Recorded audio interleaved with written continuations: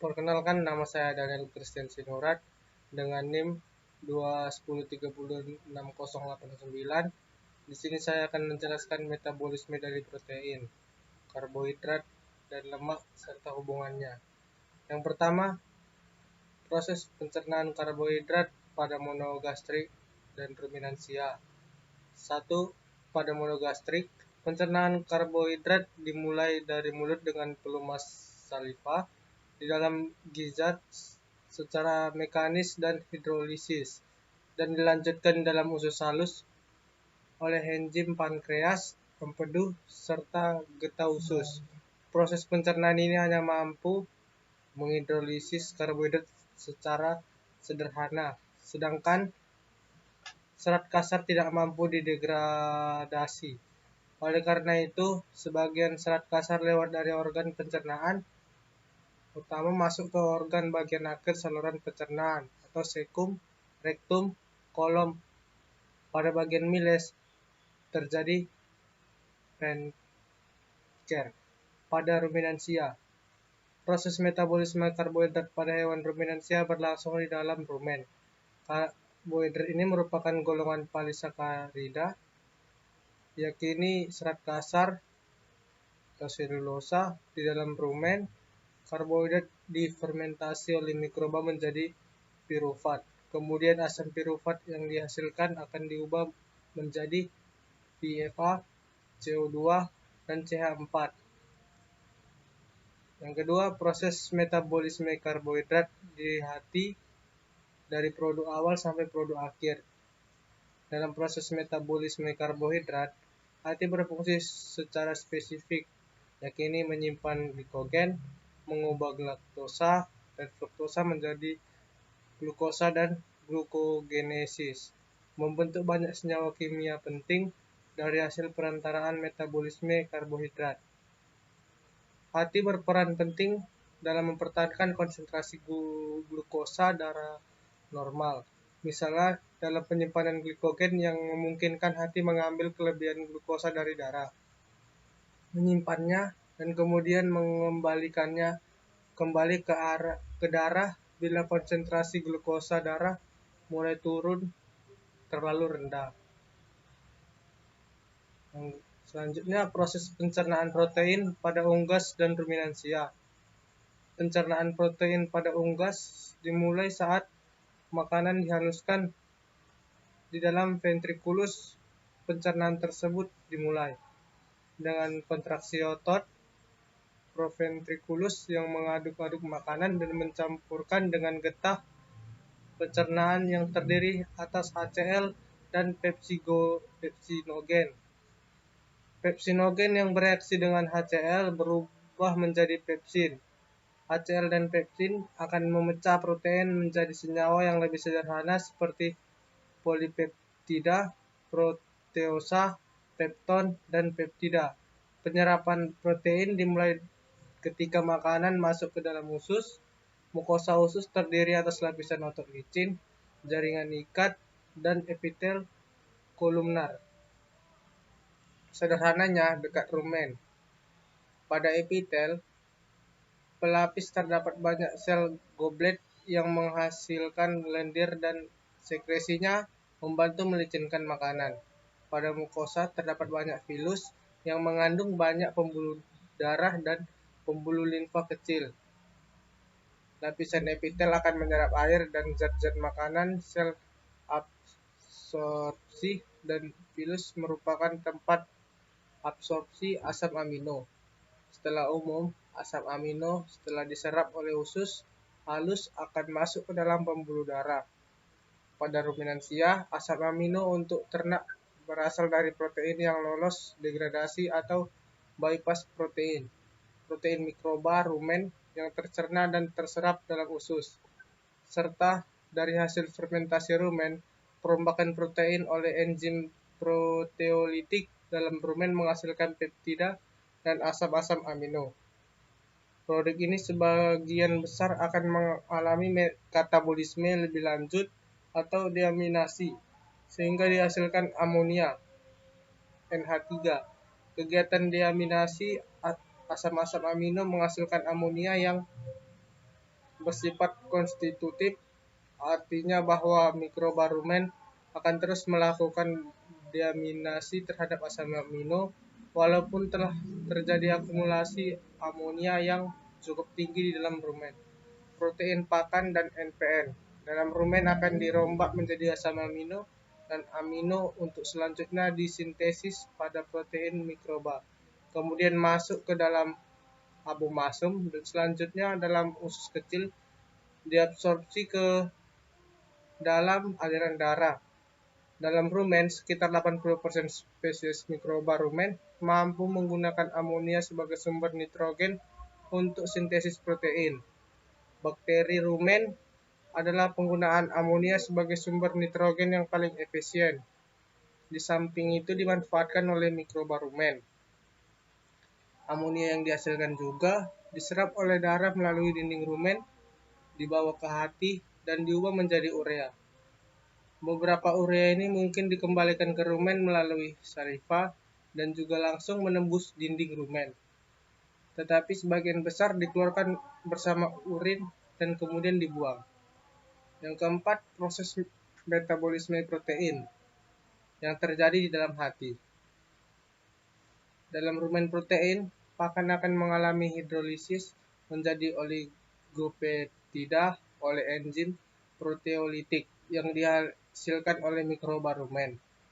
Oligopeptida selanjutnya akan diubah menghasilkan peptida dan asam amino yang bisa digunakan oleh sebagian mikroba rumen untuk pertumbuhannya, terutama oleh Bacteroides ruminicola, di mana bakteri ini mempunyai sistem transport untuk mengangkut asam amino ke dalam tubuhnya. Karena tidak semua peptida dan asam amino yang terbentuk dalam rumen digunakan oleh mikroba, di mana sebagian besar akan mengalir ke usus halus. Proses pencernaan lemak pada monogastrik dan ruminansia. Pencernaan lemak pada ruminansia dimulai dari aktivitas mikroba di dalam rumen terhadap lemak pakan yang akan membebaskan asam-asam lemak tak jenuh untuk kemudian diubah menjadi asam lemak tak jenuh tidak terserap rumen, melainkan terus ke alat pencernaan bawah atau usus halus, di mana ia akan diserap dan menyatu dengan kilomikron. Kilomikron ini mengandung lemak protein serta mempunyai fungsi sebagai transport lemak dari usus halus menuju jaringan-jaringan tubuh. Di dalam usus halus, lemak dipecah menjadi asam lemak dan gliserol oleh enzim lipase. Aglycerol meneruskan perjalanan ke hati, sedangkan asam lemak tidak dapat langsung diserap oleh usus. Karena zat ini tidak larut dalam air, penyerapan zat ini dipermudah oleh getah empedu yang akan mengemulsikan asam lemak menjadi suatu bentuk yang larut dalam air sehingga dapat diserap oleh sel mukosa usus halus. Lemak yang diserap masuk peredaran darah melalui vena porta ke hati, melalui sistem limpatik dan ductus thoraticus. Sebagian dari lemak diserap, terutama yang masuk peredaran darah melalui sistem limpatik dan langsung disimpan dalam jaringan. Sebagian besar lemak yang diserap mengalami metabolisme dalam hati. Di sini tersedia suatu mekanisme yang mengangkut lemak dari hati menuju ke jaringan-jaringan. Pencernaan lemak hewan monogastrik atau lambung tunggal. Sebagian besar lemak dalam pakan adalah trigliserida, sedangkan selebihnya adalah fosfolipid dan kolesterol. Saat lemak masuk ke dalam duodenum, maka mukosa duodenum akan menghasilkan hormon enterogastrik yang menghambat sekresi getah pencernaan dan memperlambat proses pengaduk. Lemak yang diemulsikan oleh garam empedu dirombak oleh esterase yang memecahkan ikatan esterase antara asam lemak dengan gliserol. Garam-garam empedu mengemulsikan Butiran-butiran lemak menjadi butiran yang lebih kecil, kemudian dipecahkan oleh enzim. Lipase pankreatik menjadi gliserida, monogliserida, asam-asam lemak bebas, dan gliserol. Penyerapan lemak dilakukan dengan mengkombinasi dengan garam empedu. Garam empedu dibebaskan dalam sel mukosa dan dipergunakan asam lemak dan gliserol untuk senyawa dengan fosfat untuk membentuk fosfolipid. Fosfolipid distabilasi dengan protein yang dilepaskan dalam sistem getah bening sebagai globul kecil yang disebut kilomikron yang kemudian dibawa ke aliran darah. Yang keenam, proses metabolisme lemak di dalam hati. Proses yang pertama adalah hidrolisis atau lipolisis. Pada proses ini, lemak diputuskan ikatan ester trigliserida, fosfolipid, dan glikolipid yang dilakukan oleh bakteri rumen. Pada proses ini, dihasilkan asam lemak, gliserol, dan galaktosa. Hasil tersebut siap dimetabolismekan secara lanjut. Asam lemak tak jenuh akan dijumpai juga pada proses ini. Asam lemak tak jenuh atau linoleat dan linoleat akan dipisahkan dari asam lemak, gliserol, dan galaktosa. Setelah dipisahkan, asam lemak jenuh tersebut akan diubah menjadi VFA. Bakteri Anaerobio lipolitikal digunakan untuk hidrolisis trigliserida. Bakteri Butyrifibrio fibrisolven digunakan untuk menghidrolisis fosfolipid dan glikolipid. Beberapa faktor dapat mempengaruhi proses hidrolisis pada rumen, diantaranya lemak, pH, dan ninopon bakteri rendah. Proses kedua adalah hidrogenesis atau biohidrogenesis. Proses ini terjadi pada asam lemak tak jenuh. Hasil proses hidrolisis dalam rumen terjadi diisomerisasi dari ikatan cis menjadi trans. Isomerisasi menyebabkan pengurangan asam lemak tak jenuh. Biohidrogenesis menyebabkan lemak esensial rusak, namun ternak tidak mengalami defisiensi. Lemak esensial dapat memenuhi kebutuhan lemak pada ruminansia. Kebanyakan lipid pada ruminansia masuk ke duodenum sebagai asam lemak bebas dengan kandungan asam lemak jenuh yang tinggi. Lemak akan diserap oleh duodenum. Asam lemak rantai pendek hasil hidrolisis akan diserap oleh dinding rumen. Asam lemak rantai panjang akan masuk ke dalam epitelim dan usus halus. Pada usus halus, lemak akan disintesis menjadi gliserida dan asam lemak oleh enzim lipase. Asam lemak C14 membentuk transit gliserol dalam epitel usus. Triasil, gliserol, fosfolipid, dan kolesterol membentuk kilomikron dan masuk ke peredaran darah untuk diedarkan ke seluruh tubuh. Dan yang terakhir, hubungan antara protein, metabolisme karbohidrat, metabolisme lemak, dan metabolisme protein yang terjadi di dalam tubuh baik unggas ataupun ruminansia. Keterkaitannya, metabolisme karbohidrat dengan metabolisme lemak adalah hasil akhir pencernaan lemak akan memasuki jalur metabolisme karbohidrat.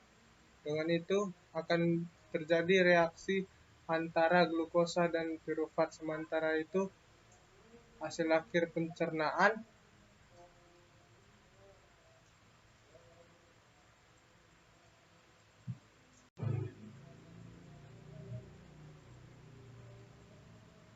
lemak yang berupa asam lemak akan mengalami beta oksidasi menjadi unit-unit yang terdiri atas dua karbon.